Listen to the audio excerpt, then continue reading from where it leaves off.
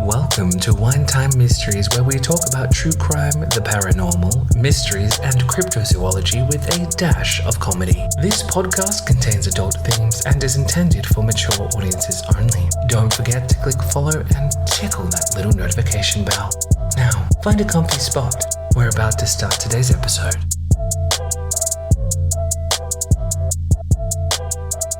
So today's case... We must compose ourselves for this episode. Today is part one of a two-parter. Two-parter. That's right. Guess where I am this week, motherfucker. But I know. Well, I think I know. Well, don't say that you know. Just say the place and I'll be like, wow! The Americans. Wrong. Oh. You lie to me, bitch. The United States of America, thank you very much. Today's case, my friends, my little mung beans, is on a chap with a particular name. And his name is dumb. It's a silly name. Today's case is on a chap called Randy Kraft. Oh, Randy. Randy Kraft. I haven't heard this one. Unfortunately, because he was Randy, pun intended, a lot of bad shit happened. So... I was about to say something which is not a good segue from that. I just don't see a child with the name Randy. Like, that's an adult name. Yeah. Where's the child Randy? What did you call him as a child? Because you didn't say, "Oi, Randy." Anyway, it was a different time, see, because he was born on March 19th, 1945 in Long Beach, California. Do you know what that makes him? Pisces. Oh. He's another Pisces. Anyway, his parents were Opal Lee. Yeah, her name is Opal, like the stone. Yeah. And his dad's name was Harold Herbert Kraft. Harold. Randy was one of four, and he was the only boy in that household apart from his dad. Yeah. Apart from his dad was also a boy.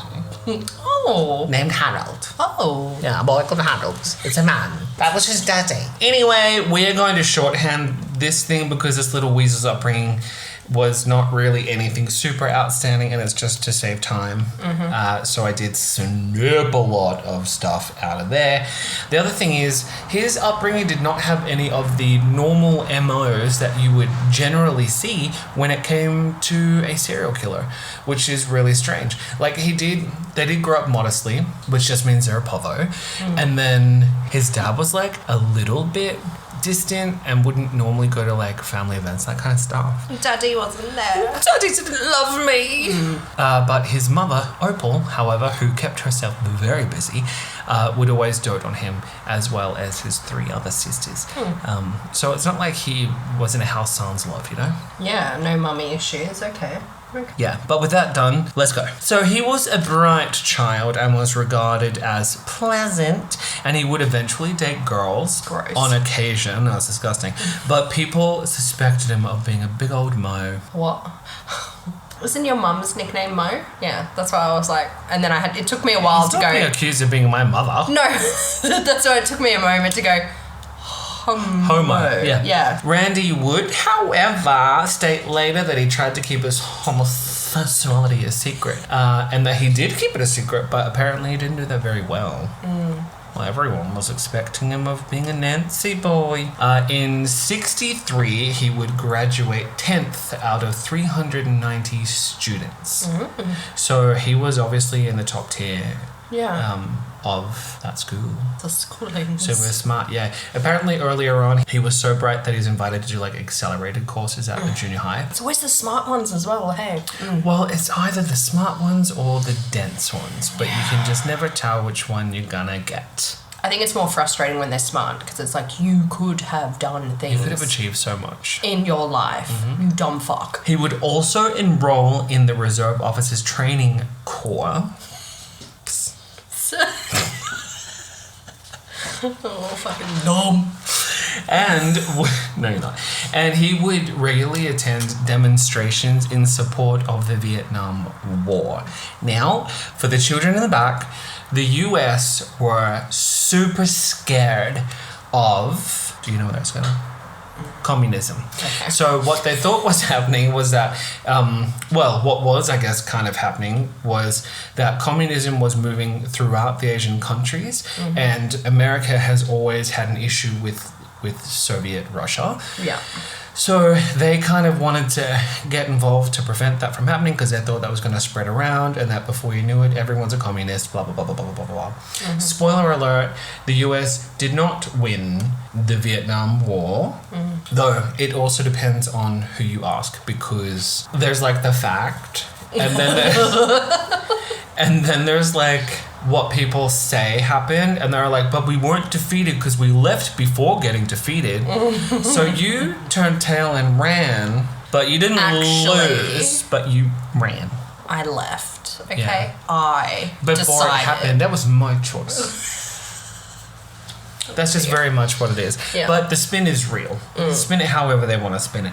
Anyway, in 1964, he would campaign rallies for public candidate Barry Goldwater. However, later he said that he only held his views because he wanted to simulate his parents' political views, and in turn, he didn't really believe any of the things that he was being a candidate for. That sounds like a good recipe. He would, shortly after that, though, enter into his first actual homosexual relationship. Oh. But, funny side note is, he had a very pointed, albeit wimpish way to try to come out to his family without coming out to his family. Yeah. So, like, for every special event that they had, he would bring, like, a different guy with him to each one and, like, parade them around in front of them. He wouldn't do anything with them, like, hook up with them or give them a gobby under the table, nothing like that. See the subtleness happening. He's bringing home different men to every event. Interesting. Yeah.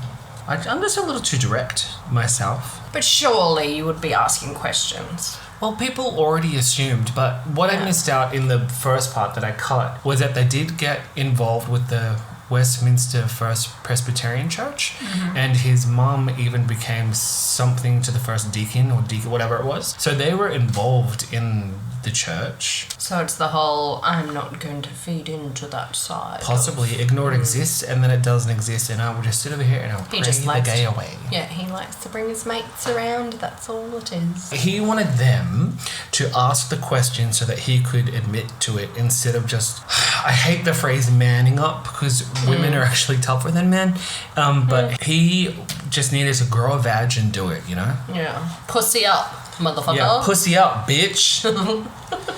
Things would go downhill, and then Randy would become a bartender that catered to the gays. And this horny little toad, and look, everyone is allowed to sing slang, but this horny little toad would travel to like Laguna Beach and also Huntington Beach to have casual sex.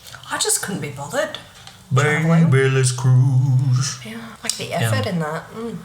Yeah, I have never and most likely will never participate in cruising. There is just something that feels very unsanitary about it. And you also never know who's going to be on the other side of that understall. Or what they'll have. Or there's a glory hole next minute they've cut your dick off. Like, Yeah. I think about everything that could possibly happen. Or what if, heaven fucking forbid, you have a closeted family member who also attends that same fucking glory hole. Meanwhile, your fucking dad threw the toilets without even knowing about it. You don't know. No, sorry. Disgusting. Anyway, in 1966, this dickhead gets fucking arrested for cruising at Huntington Beach. But whatever. His views do end up drastically changing. Obviously, he was believing in his parents' political views before they were like staunch Republicans, so he had to be a Republican. If you don't know anything about American politics, Republicans are like conservatives. So they're against everything. Are they the left? They're on the right. They're the right. Yeah. Good, because I'm old lefty. Yeah. As in left-handed. I know. Yeah. But you're That's all probably like- you're probably a lefty too, politically. You'd be That's more why I was of a like, lefty. hang on, which one's what? Yeah. So he ends up changing from that and becoming a Democrat, which has like they're liberal.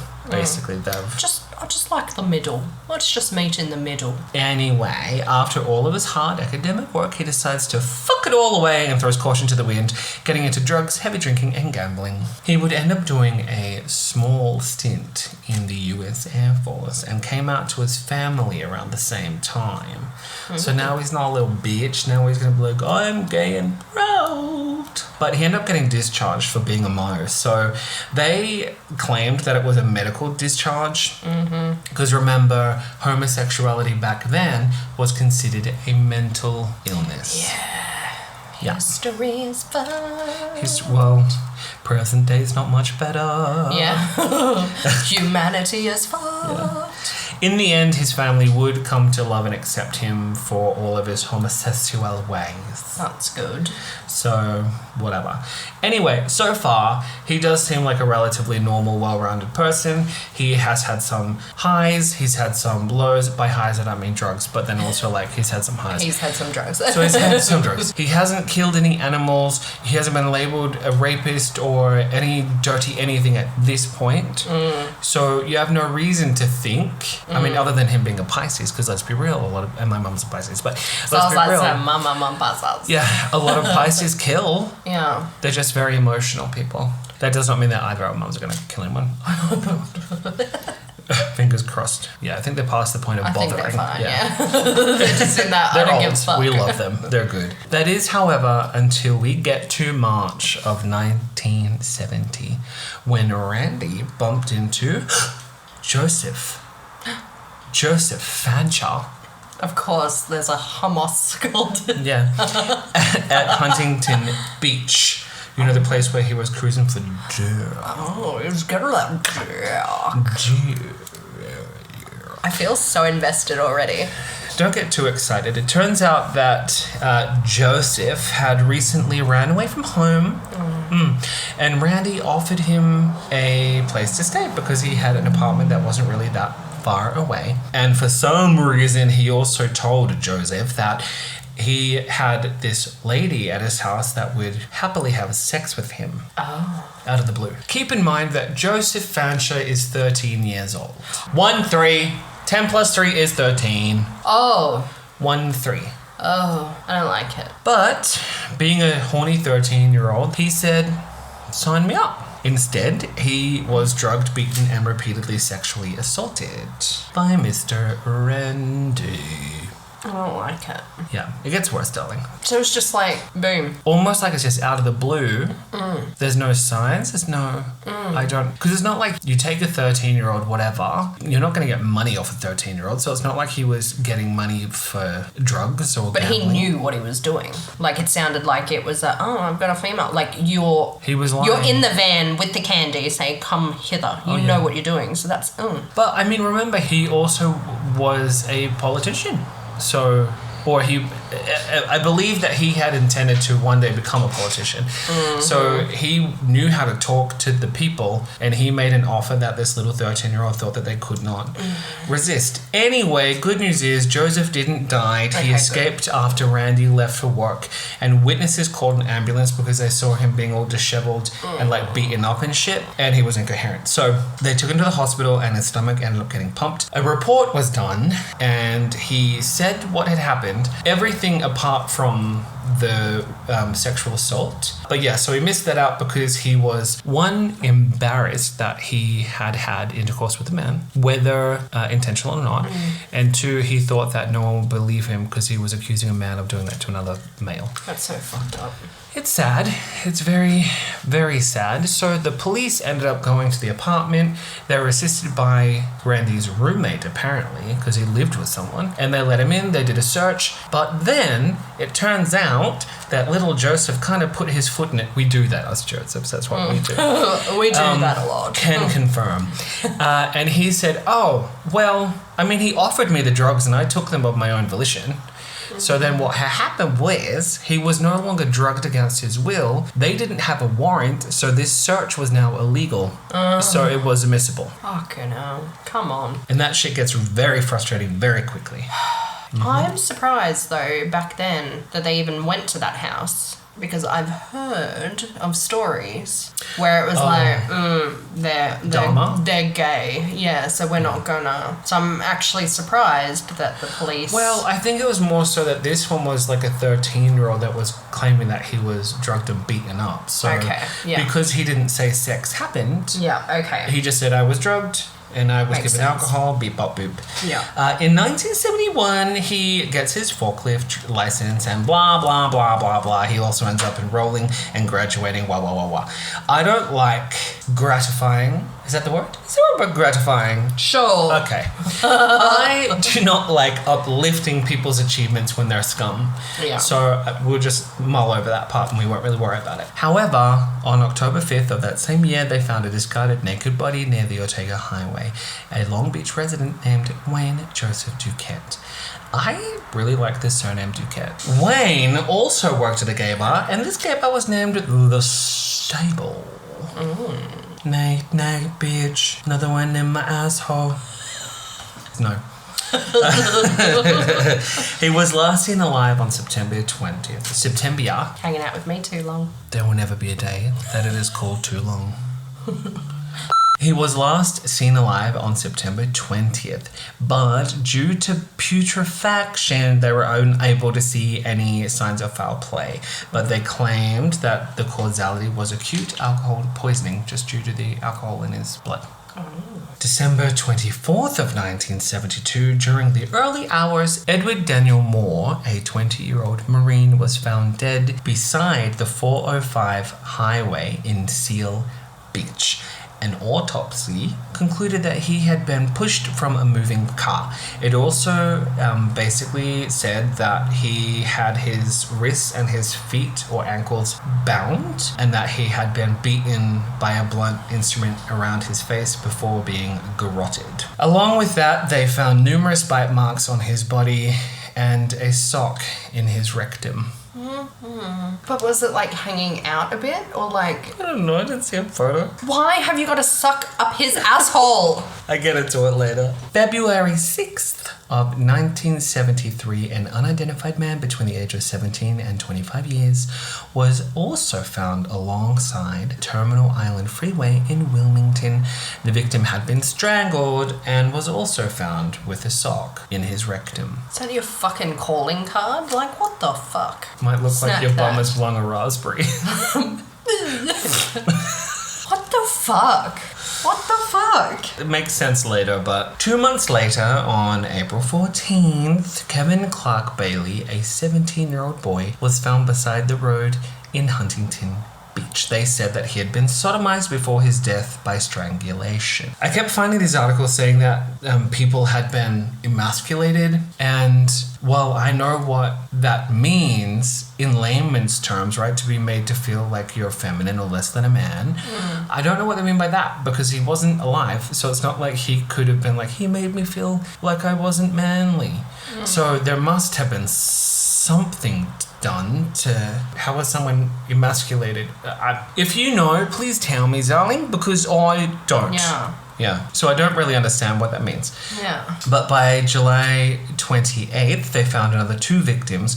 April 22nd, an unidentified youth was found in pieces in Wilmington, and a 20-year-old named Ronnie Jean Weeb, whose strangled body was discarded on an on-ramp off the 405 freeway on July 30th. There were marks on his wrists and ankles that suggested that he'd been bound and suspended from a device before he was murdered. And on December 28th, because I don't think we're done yet, Vincent Cruz Mestis was found in the San Bernardino Mountains, and just like the other victims, he was found with one of his own socks in his rectum. This time, however, his hands had been severed and were never found. I'm just quiet because I've got my disgusted look on my face. Well, out of all of these ones so far, the only one that they made reference to sexuality of was Vincent, and they said that he was like a bisexual artist. I don't know why they felt the need to bring that up, but they brought it up. By November 1974, 5 more victims had been found beside or close to major highways in Southern California, 3 of which were certainly done by the same killer. They believed two of them, 20-year-old Malcolm Eugene Linnell and 19-year-old James Dale Reeves, had both been found beside the freeway with foreign objects inserted into their bodies. The third body, 18-year-old Marine Roger Edward Dickerson, had bite marks that matched several earlier victims. So it's like he was using multiple MOs, but at different times. He's just unleashed the beast. Oh, boy, has he. January 3rd, 1975, Randy abducted and murdered a 17-year-old high school student named John Leras. His body was found at Sunset Beach with a foreign object protruding from his anus. Drag marks in the sand suggested that the killer was not working alone. Mm-hmm. January 17th, the body of a 21-year-old named Craig Genatis was found discarded in a parking lot at the Golden South Hotel near the Pacific Coast Highway. It appeared that he had been strangled by something thin, quite possibly a shoelace. That's just what they said. Weird, huh? By the end of January 1975, a total of 14 bodies had been found across 4 counties, all Caucasian males within a certain age range. They theorized that the perp was above average intelligence, which we know Randy was, may have been working with an accomplice, and had some type of military background. So the sock and the bum bum. Apparently, the blocking up of orifices was something that the military did with dead bodies, not necessarily people they had killed, but also potentially their own people, to stop the victims from purging after death, because all of your muscles relax and you can shit yourself or piss yourself or whatever. Because on some of the victims, they also found like white tissue paper around their nose. So most of their holes had been blocked at some point to prevent defecation and hemorrhaging and that kind of stuff. I didn't even know that was a thing. I know people shit themselves and everything relaxes, but I didn't realise that was a thing of better plug up the holes. Like, what the fuck? It's weird, hey? What the fuck? So while they figured all of that out, they still didn't have any suspects. March 29th of that same year, he lured 2 youths, Keith Crotwell and Kent May, from a Long Beach parking lot into his car, and he gave them beer and Valium. I mean, that sounds like a good time to me, but only if I'm home by myself relaxing. Yeah, right? But not in that sort of situation. Anyway, May later recalled, that's right, May didn't die. May later recalled feeling catatonic due to the alcohol and the Valium before he passed out. Some random kids in a parking lot saw a car pull up, I believe it was like a Mustang, and the passenger door was opened and the driver pushed an unconscious person onto the ground, closed the door, drove off. But they had also seen that there was another unconscious person in the car leaning against the driver. So they got a pretty good view. May 8th, Crotwell's skull was found on a jetty close to Long Beach Marina. His body was found 6 months later. 2 of his friends suspected that it was someone from the Belmont Shore gay bar, like a patron there. I don't think they thought it was someone who worked there, but at least someone who had attended it, because I'm pretty sure Crotwell may have been gay or whatever. But for whatever reason, they were like, it's a gay bar. They knew something gay was involved, and it usually is. They searched the neighborhood for a car matching the description because they were like, we think we know what this is. And they found the car less than a mile from their own house. So it doesn't always pay to have like a fancy random pimped out car. Dumb, right? But yeah, so they'd heard the description of the news. They went there, they found it, they wrote the license plate number down, they gave it to the cops, and the car actually belonged to Randy. Oh, I am surprised? Shocked. Yeah. Randy was interrogated by the Long Beach police, but I believe it was over the phone, and he denied absolutely every single thing. Me? No, I've never heard of these boys. I've never been to that location, never done a single thing in my life. But he was summoned to the actual police station for further questioning, and during that visit he agreed that yes, I did actually see these boys, yes, I did invite them into my car, yes, I did give them beer and Valium, but then he said, and don't quote me on it, he then said that he dropped off one of the boys May back at a car lot, which is how the other kids seen him. But he kept Crotwell with him because they were planning just to hang out, just the two of them. And as he was driving home, his car ends up stalling on like a embankment, and then he leaves the car with Crotwell in it to mind the car, to go and look for a towing service to come and get the car. By the time he gets back to the car, Crotwell's gone. He's gone. Oh, he must have just left.